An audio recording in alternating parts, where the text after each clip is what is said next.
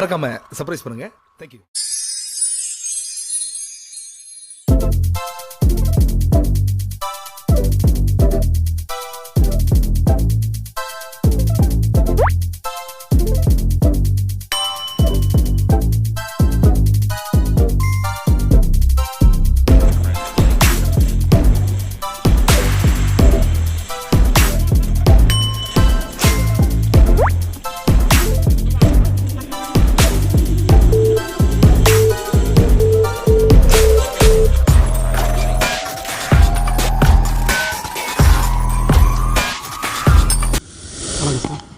உங்கள் பேர் சார்? என் பேர் வி முருகன் சார். முருகன். எங்கள் ஆலய கட்டுமான கலைக்கு வரதுக்கு என்ன காரணம் சார்? எத்தனை வயசுல இருந்துச்சு? நான் இது வந்து முன்னோர்கள் எங்கள் தாத்தா காலத்தில் வந்து நாராயணசாமி செட்டியார் விட்டு தேவாரத்துக்கார். அந்த வீட்டில் எங்கள் அம்மா பிறந்தது, அந்த இதுலேருந்து எனக்கு வந்தது. சரிங்க சார். தாத்தா மாமா அவங்க பூரா சிப்பி கொத்தனார்கள். அந்த வழியிலேருந்து எனக்கு வந்தது இந்த தொழில். சரி. உங்களுக்கு குருநாதனை யார் சொல்லுவோம்? எனக்கு குருநாதர்னா எங்கள் மாமாதே. மாமா பேர் சார்? மாமா நாராயணசாமி செட்டியார். அவங்க கூட எத்தனை வருஷம் இருந்தீங்க? அவர் கூட என்ன ஒரு வருஷம் அவர் கூட ஒர்க் பண்ணேன். ஒரு வருஷத்தில் வருமானதாக இருக்குமா சார்? அதாவது கற்றுக்கிறத காட்டில தன் மைண்ட்லேருந்து வர்றது கொஞ்சம் நல்லா இருக்கும். ஒரு முழு ஈடுபாடு. ஆமாம், முழு ஈடுபாடு. செய்யும்போது கொஞ்சம் விரைவாக. ஆமாம், கண்டிப்பாக அந்தந்த இனத்துலேருந்து அப்படியே வர்றோம்ல தொடர்ந்து, அதனால் அப்படி அந்த இது வந்துடுது கண்டிப்பாக. சரி. இது வரைக்கும் நீங்கள் வந்து எத்தனை ஆலயம் பண்ணிருக்கீங்க? இது இந்த ஆலயம் 62வது ஆலயம். நான் 62. எந்தெந்த மாவட்டம் செஞ்சு கொடுத்துருக்கீங்க? கூடுதல் புதுக்கோட்டை மாவட்டத்தில் ஒரு 4 கோயில் பண்ணியிருக்கேன். கூடுதல் நான் தேனி மாவட்டத்துலேயும் கூடுதல். தேனி மாவட்டத்தில் அதிகமாக செய்யுங்க. எத்தனை நிலைகள் செஞ்சுருக்கீங்க சார் அதிகப்படியாக? அதிகப்படியாக நான் 3 நில கோபுரம் வரை பண்ணியிருக்கேன். இப்போ உங்ககிட்ட வந்து இந்த கலையில் எவ்வளோ பேர் பணியாற்றுறாங்க? என்கிட்ட 5 பேர் வேலை பண்ணியாச்சு. எவ்வளோ பேர் கற்றுக்கிட்டு போயிருக்காங்க? கற்றுக்கிட்டு என் பசங்க 2 பேர், அண்ணன் பசங்க என் பசங்க தொழில் கற்றுக்கிட்டாங்க. சரி. ஒரு வீடு கட்டுறோம்னு அந்த வீட்டு உரிமையாளர் ஆலய பண்ணியிருக்கோம். அப்படி இல்லை ஒரே திருப்தி.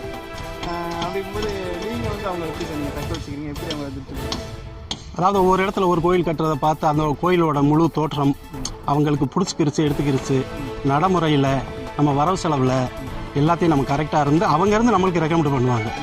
அந்த கோயிலுக்காரு இவங்க எங்கள் கோயில் கட்டினாங்க, இவங்க நல்ல முறையாக வேலை பார்த்தாங்க, எந்த இதுவும் இல்லை, இவங்களுக்கு நீ நம்பி விடலாம்ட்டு முழு ரெக்கமெண்ட்டு அவங்க பண்ணுவாங்க.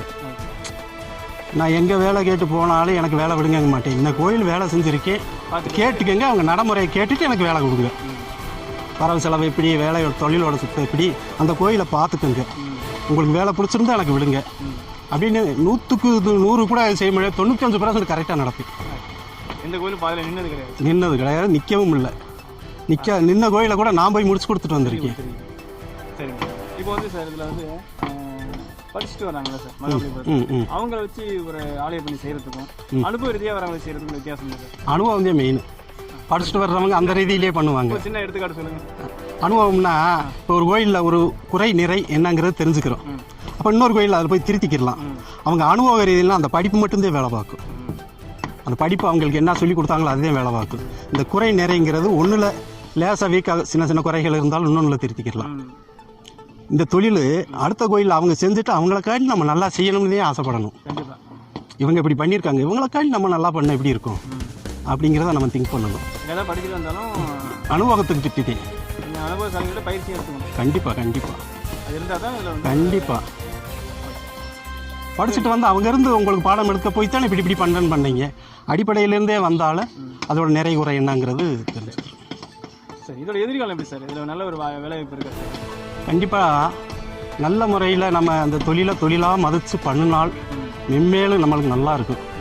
ஏதோ இந்த கோயிலில் விளக்கு கிடச்சி இதில் சம்பாரித்தோம் எடுத்தோம் போனோம் அப்படின்னுட்டா அதுக்கு அந்தந்த அளவுக்கு போயிடும்.